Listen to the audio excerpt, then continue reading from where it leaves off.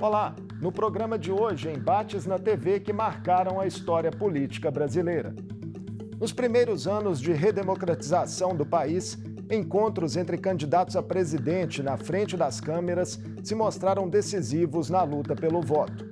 E o modelo seguiu pautando a opinião pública em diversas coberturas eleitorais ao longo das últimas décadas.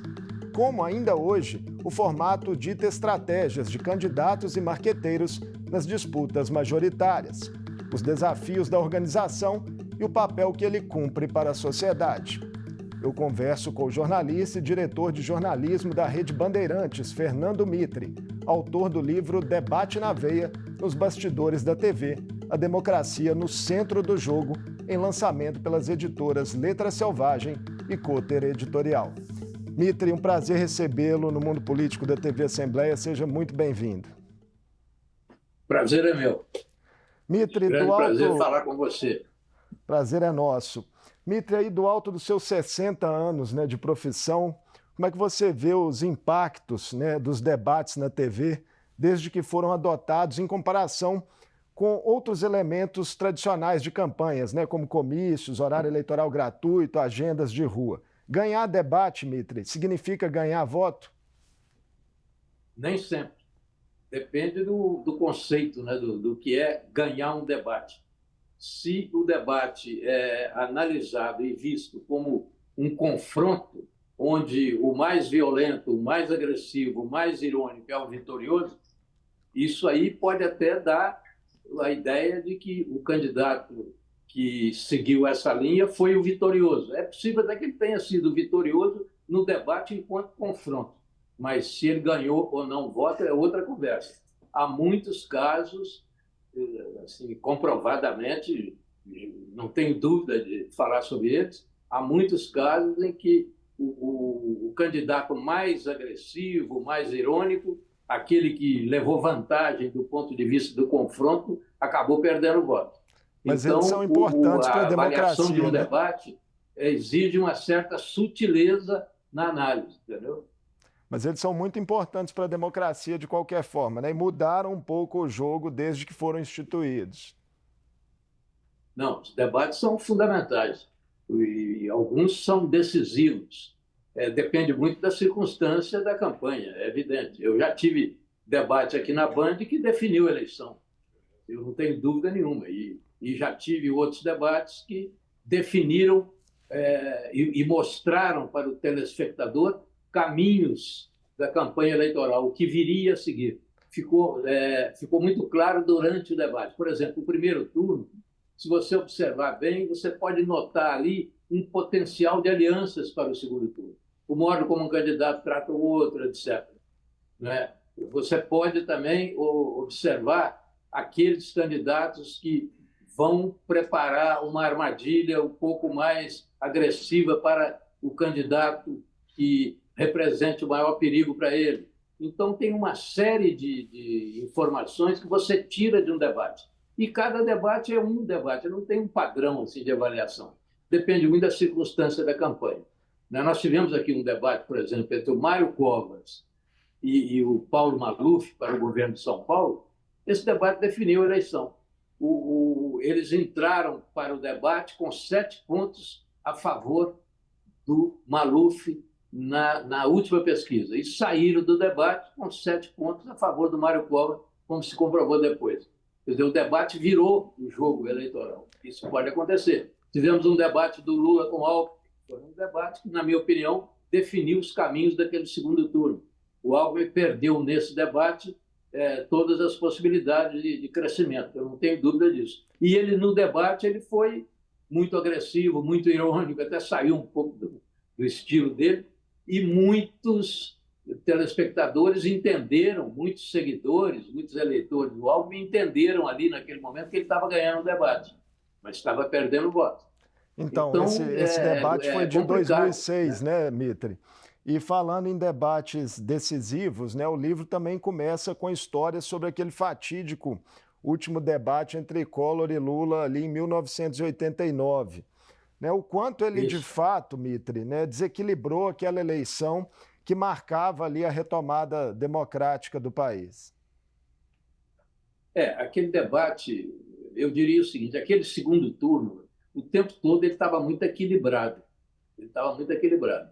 Aquele debate, que foi o último, né, nós fizemos 2 debates no segundo turno em pool. No primeiro debate, o Lula ganhou. Foi nos estudos da Manchete, no Rio. Eu não tenho dúvida de que o Lula ganhou o primeiro debate. O segundo debate, o Lula perdeu. Mas ele perdeu por pouco.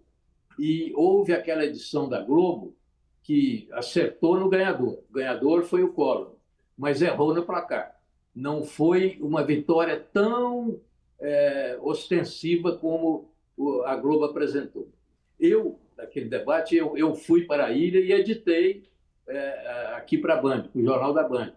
No debate que eu editei, eu cometi um pequeno erro que eu aproximei muito o Collor do Lula. Na verdade, a distância era maior. O Collor tinha ganho com uma certa vantagem. Eu acabei reduzindo essa vantagem do Collor com a tentativa de equilibrar as coisas, mas aquele equilíbrio acabou prejudicando um pouco o Collor no resultado.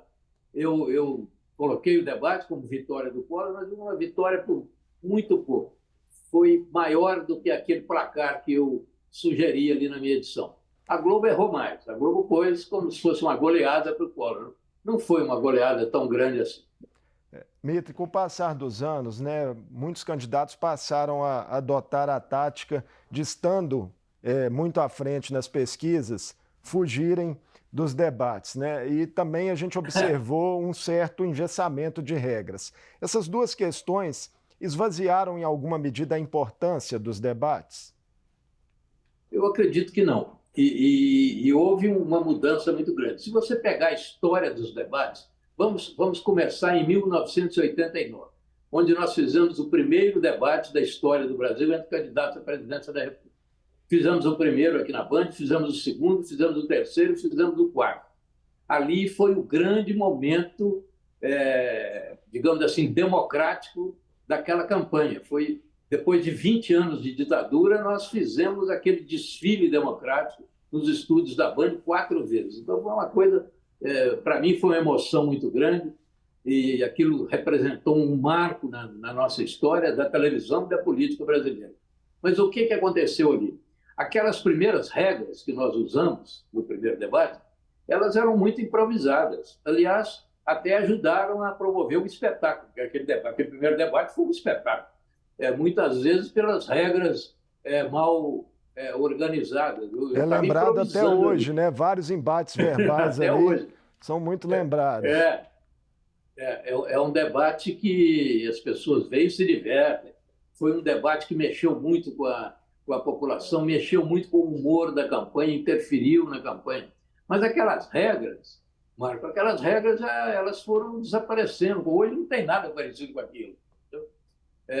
A partir daquele momento, as regras foram mudando, o telespectador foi mudando o modo de ver debate, os candidatos foram mudando o modo de fazer debate, os assessores chegaram atrapalhando muito em alguns casos, as leis evoluíram num sentido antijornalístico, né, exigindo um tipo de paridade ali e o interesse jornalístico ficava contrariado. Essa é uma questão, né? Então, Mitre, desculpa te interromper, mas é que eu queria só destacar mesmo com você, essa questão legal. Nessa exigência da presença de debates em candidatos de partidos que têm representação no Congresso, mas que muitas vezes estão ali com índices muito pequenos de intenção de voto.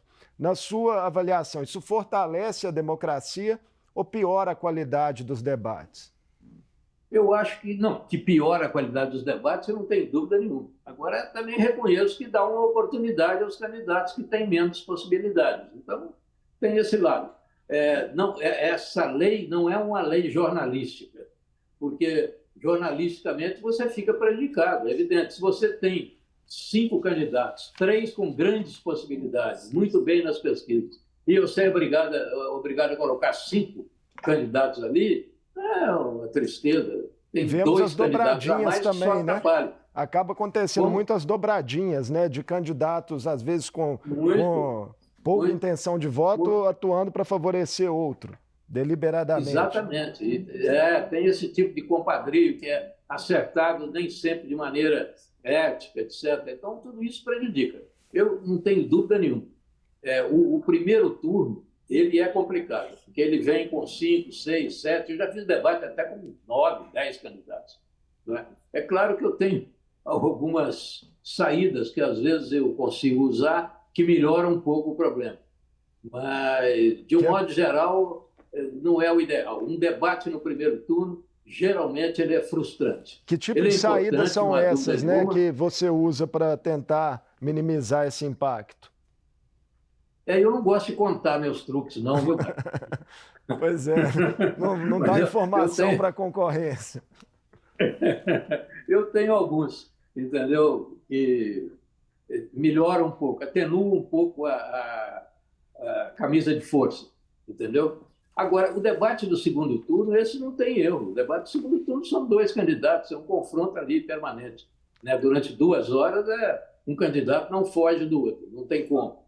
Agora, é possível aperfeiçoar essas regras, tanto no primeiro debate quanto no segundo. Eu acho que nessa última eleição, a Band fez 2 debates absolutamente primorosos, sendo que um esteve, não digo perfeito, mas esteve perto do ideal, Foi que foi o debate estadual entre o Tarcísio e o Haddad. Aquele debate foi muito próximo da perfeição. Eu fiquei numa felicidade técnica assim, enorme com o resultado daquilo ali, porque nós conseguimos colocar os 2 candidatos com total liberdade, com espaço à vontade para se movimentar, para conversar, até para tocar um no outro, entendeu? Eles iam cuidando e administrando o próprio tempo, eles iam escolhendo os temas para serem discutidos.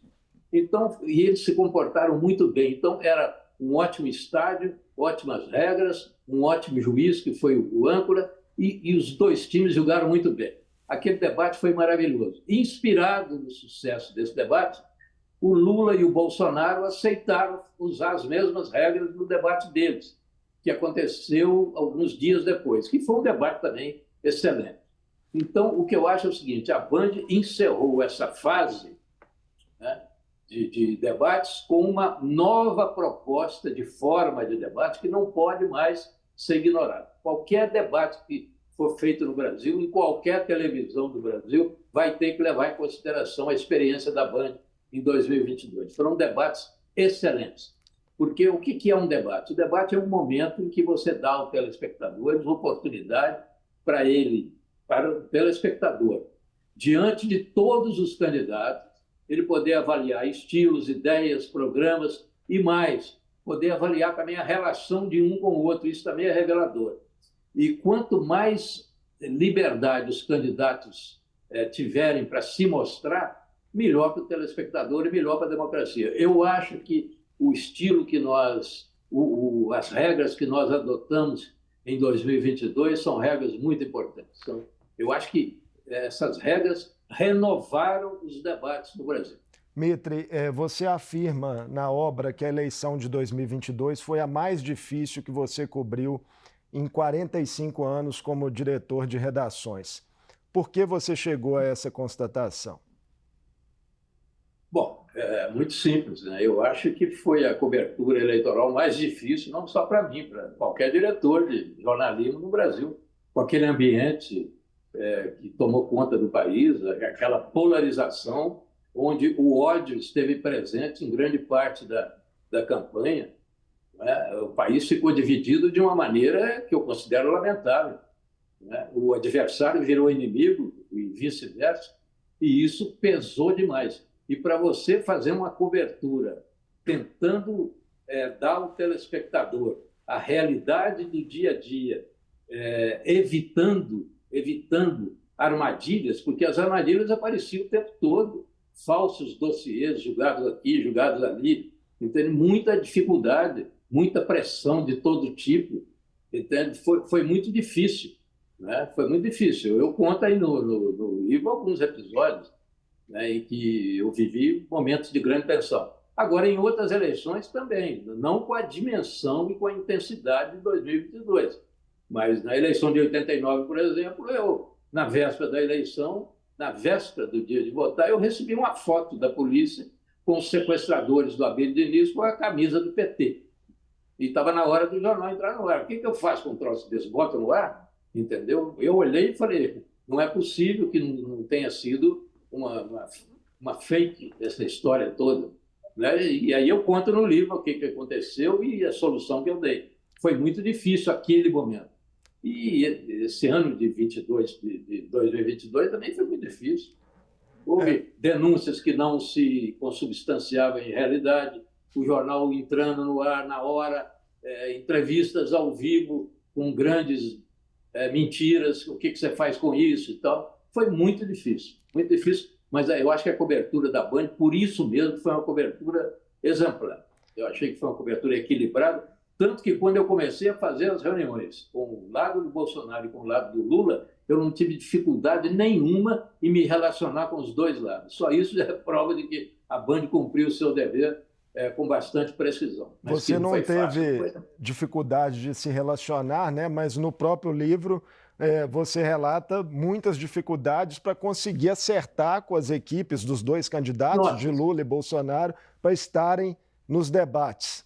Né? Como é que foi isso? Assim, o que você destacaria principalmente em relação a esse episódio, né? A esse recorte? Não, eu imagino, Marco Antônio, o seguinte: se com esta facilidade de relacionamento com as duas campanhas, eu e toda a minha equipe, né? Porque eu estou aqui falando muito mas esse trabalho é de equipe, somos nós, né? Nós. Mas se nós enfrentamos tantas dificuldades para preparar esses debates, tendo a facilidade da relação e do relacionamento com as equipes, imagina se não tivesse essa facilidade. Como é que seria? Seria praticamente impossível.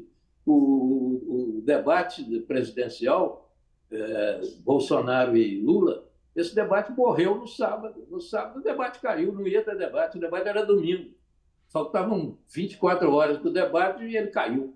Houve uma tentativa de mudança de regra de um candidato, o outro não aceitou e naquele momento, um certo telefonema que eu recebi, eu conto tudo isso no livro, tudo isso.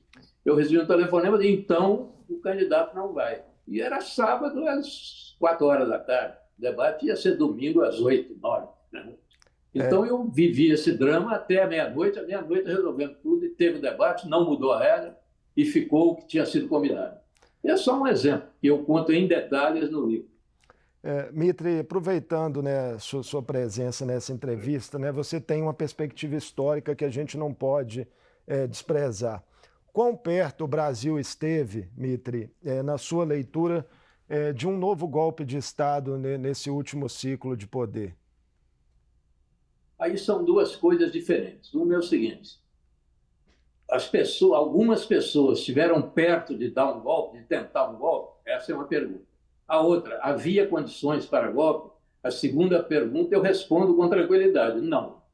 A primeira, eu acho que havia grupos, sim, sonhando com golpe e tentando dar o golpe, não há dúvida. Mas não havia condições para golpe, entendeu? E isso ficou claro. Hoje não há dúvida sobre isso. E você tem que imaginar o seguinte, Marco Antônio: naquele dia, do dia 8 de janeiro, depois daquele ataque todo aos palácios da República e tal, houve uma reação democrática da sociedade brasileira, de um modo geral, que foi muito positiva. Aquilo ali recolocou as coisas nos trilhos, né? E passamos a fase. Não foi difícil, não foi fácil, foi muito difícil, mas a fase passou. Eu ainda adoto aquela frase, né, que a democracia é uma planta tenra que você tem que cuidar muito bem dela. Precisamos cuidar dela sempre, mas eu não acreditei em nenhum momento que houvesse golpe. Tentativa de golpe, eu acho que poderia ter havido. Mitre, falando do futuro da nossa democracia, né, com o crescente peso aí das redes sociais, né, onde políticos podem falar ali sem ter que responder a perguntas difíceis, e também a radicalização de setores da sociedade, né, que tem aí opiniões muito cristalizadas, como é que você enxerga as perspectivas dos debates na TV daqui para frente, né? Porque eles tendem a acontecer nesse contexto de uma polarização que continua muito acirrada na sociedade. Não, os debates irão para o ar. aqui na Band nós vamos fazer os debates. O ano que vem haverá debates na Band. E o debate, Marco, é o seguinte: o debate leva junto todo o clima que o envolve, não há dúvida nenhuma. O país está envolvido em determinado clima pesado, que vai pesando cada vez mais. Foi o que aconteceu no segundo turno aqui na eleição presidencial. Aquele debate levou aquele peso todo, tudo aquilo estava lá. Visível para alguns melhores observadores, menos visível para outros, mas estava lá. Então, a circunstância acompanha o debate, não tem dúvida nenhuma. E não vai impedir, isso não vai impedir que façamos debate. O que impede o debate é mesmo o interesse de cada candidato. Às vezes tem candidato que fala, não vou ao debate e vou correr o risco de perder algum prestígio não indo. Às vezes o candidato toma essa decisão e não vem. Aí ganha uma cadeira vazia. E ele vai ver depois o custo-benefício. Eu não aconselho nenhum candidato convidado a fugir de debate. Não é uma boa ideia. Outra faceta, né, Mitre, muito interessante do livro são suas memórias pessoais, né, de convivência com personagens marcantes da política brasileira. Queria falar sobre alguns deles, rapidamente, sobre cada um, mas vamos lá. Por exemplo, Paulo Maluf. Né, era mais difícil que a média lidar com o ex-governador de São Paulo? Bom, o Paulo Maluf não era fácil. Ele dificultou muito para mim em muitos momentos, mas ele facilitou também. Houve um debate aqui, um debate municipal, que, faltando 2 ou 3 dias para o debate, uma outra televisão anunciou que faria também o debate no mesmo dia e no mesmo horário do nosso. E um dos candidatos foi para lá e me deixou sozinho aqui com o outro, que era o Pita, o candidato do Maluf. Eu fui de madrugada na casa do Maluf, fui lá, bati lá, consegui falar com ele, falei, doutor Paulo, estou esperando o Pita lá na Band, porque a candidata Erundina, não sei por que, até hoje não entendo isso, ela roeu a corda aqui e foi para a Globo. E acabou tendo 2 entrevistas, o Pita aqui na Band e a Erundina na Globo. Não teve o debate, teve 2 entrevistas, mas pelo menos o meu debate, que estava dissolvido num certo momento, quando parecia que o Pita também iria para lá, o Pita ficou. E aí fizemos uma entrevista. Foi muito interessante que as audiências praticamente empataram, 20 e tantos pontos. Mas são dificuldades que... Essa eu não esperava. Por essa, sinceramente, eu não esperava. Eu já tive dificuldade de todo tipo, mas essa não. 3 dias antes, o candidato ligado dizendo que não vou mais à Band, eu vou à outra. Aí, isso nunca tinha acontecido e nunca voltou a acontecer. Mas o que eu quero te dizer é que tudo é possível num debate. Eu digo o seguinte, e adoto essa posição. Eu só acredito no debate, na realidade do debate, depois que ele começa. Quando começa a tocar a nossa música, aí eu falo, tem debate hoje. Entende? Mas o debate ele é um pouco hipótese, porque tudo pode acontecer. De repente, um candidato não vem, né? E aí tem a cadeira vazia. De repente, 2 candidatos podem decidir, até de comum acordo, eventualmente, mas não é bom para nós. Então não vai. E não pode acontecer também. Mitre, você... eu já anunciei debates aqui sem ter o debate para entregar. Já anunciei. Eu estou contando isso no livro, por isso que eu conto aqui na entrevista. É um absurdo, né? É mesmo. Mas se eu não anunciasse esse debate, não teria debate. Porque eu só consegui fechar o debate depois que eu anunciei. E anunciei correndo risco. Então tem isso também.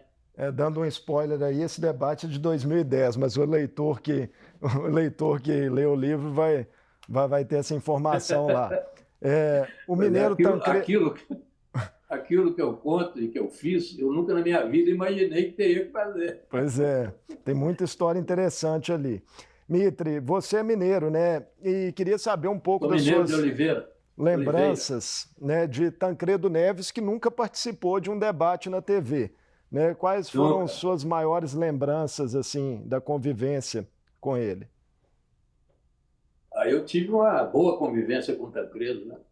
Eu tive, inclusive, um almoço com ele nas Mangabeiras, que eu conto no livro em detalhes. Eu acho que eu vou só dar um sinalzinho. Foi no auge da campanha das diretas. Eu tive um almoço com ele e conversamos um pouco sobre a sucessão. E eu achei muito interessante a condição política dele naquele momento e o modo como ele se comportava. Eu hoje não tenho dúvida nenhuma que o Tancredo se esforçou intensamente na campanha das diretas. Aquele comício de Minas foi um comício espetacular. Não sei se você lembra dele. Não, eu era muito jovem, mas já li bastante. Foi uma coisa linda aquele comício. Para você ter uma ideia, mais de 50 oradores falaram naquele comício. A avenida ficou absolutamente ocupada por milhares de pessoas. Aquilo era o Tancredo bancando a campanha das diretas. Agora, ele sabia que quanto mais ele se empenhasse na campanha das diretas, mais ele se credenciava para ser o candidato a presidente do colégio eleitoral, né? E aí é que tem o jogo do político, que é correto, é legítimo, né? Ele fez tudo, ele deu tudo nas diretas, mas não deixou de prestar atenção que haveria outras possibilidades. Aí no livro eu conto em detalhes, é muito interessante. Mitre, a certa altura do livro você revela, né, que uma de suas maiores frustrações profissionais foi não ter conseguido levar o ex-presidente Jânio Quadros em debates. Né? Por que ficou esse incômodo na sua história, assim? Não, é porque eu sonhava com eu ficava imaginando que seria um debate entre o Carlos Lacerda e o Jânio Quadros. A Band já tinha posto o Jânio Quadros em debate aqui, numa eleição estadual. A Band tinha posto com Montoro, Franco Montoro. E foi um debate muito interessante. Mas o meu sonho era um debate presidencial, Carlos Lacerda e Jânio Quadros. É claro, total ficção. Mas eu gostaria muito, como eu gostaria muito também de ver um debate com o Juscelino, JK. Imagina o JK no debate. Eu conheci o JK, conversei com ele algumas vezes e tal. Jânio foi seu vizinho, né? Foi seu vizinho e teve um episódio de uma entrevista também muito dura, né? Que não acabou bem, né? O Jânio foi meu vizinho. Então, aí eu tenho a impressão que o Jânio nunca juntou os dois personagens num só. Ele teve 2 momentos comigo e acho que ele pensou o tempo todo que esses 2 momentos eram com 2 pessoas diferentes, mas era a mesma pessoa, que era eu. O vizinho dele, né? Eu morava ao lado dele e nós tivemos um problema lá de barulho que foi muito interessante. E eu conto essa história.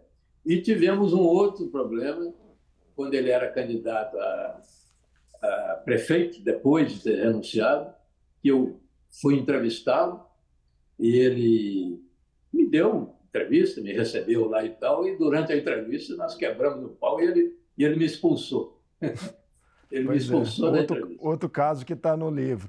Mitre, para a gente encerrar a nossa conversa, eu queria te propor um exercício de ficção, né? Já que você usou esse termo aí. Se você pudesse escolher 4 políticos, 4, de todos que você conviveu aí nas suas 6 décadas de profissão, para colocar num debate, independente deles serem contemporâneos ou não, para discutir os problemas do Brasil, que você acha que seria um sucesso de audiência. Quem seriam essas 4 figuras? Bom, sucesso de audiência é uma coisa, né? Qualidade política pode ser outra. Pois Por exemplo, se estivermos pensando em sucesso de audiência, é evidente que o Jânio Quadros e Carlos Lacerda devem estar. O Leonel Brizola, eu não tenho dúvida nenhuma de que é uma presença absolutamente necessária de uma hipótese dessa, né? Que também tem suas qualidades, todos eles. O Lacerda era gênio. Há quem diga que ele era um gênio do mal, mas era um gênio. Eu vi uma palestra do Lacerda, fiquei impressionado com a capacidade que ele tinha de transmitir ideias, de comunicar suas posições, uma coisa extraordinária. Mas eu conto uma história muito interessante no livro, sobre ele e o JK, o Juscelino. Não vou adiantar, não, porque senão atrapalha o leitor. Mas é muito interessante. Mas esses aí certamente estariam, né? Um debate com o Tancredo não seria um sucesso televisivo. Não daria audiência, mas seria muito interessante, né? Ver um político como o Tancredo respondendo perguntas no debate e fazendo perguntas no debate é muito interessante.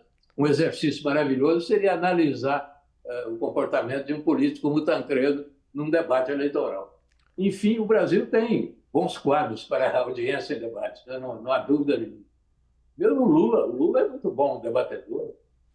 Mitre, muito obrigado por essa conversa aqui conosco no Mundo Político, pela gentileza de atender o jornalismo público da TV Assembleia e sucesso com o livro e também na continuidade da sua trajetória profissional, que é inspiradora para tantas gerações de jornalistas. Muito obrigado. Foi um grande prazer falar com vocês, com você e com Minas Gerais. Um abraço. Eu conversei com Fernando Mitre, diretor de jornalismo da Rede Bandeirantes e autor do livro Debate na Veia, nos bastidores da TV, a democracia no centro do jogo, lançado pelas editoras Letra Selvagem e Cotter Editorial. Falamos das principais histórias e reflexões trazidas pela obra, que revelam a importância e os impactos desse modelo de embate entre candidatos em disputas políticas que marcaram a história do Brasil. O Mundo Político fica por aqui. Obrigado por nos acompanhar e até o próximo programa.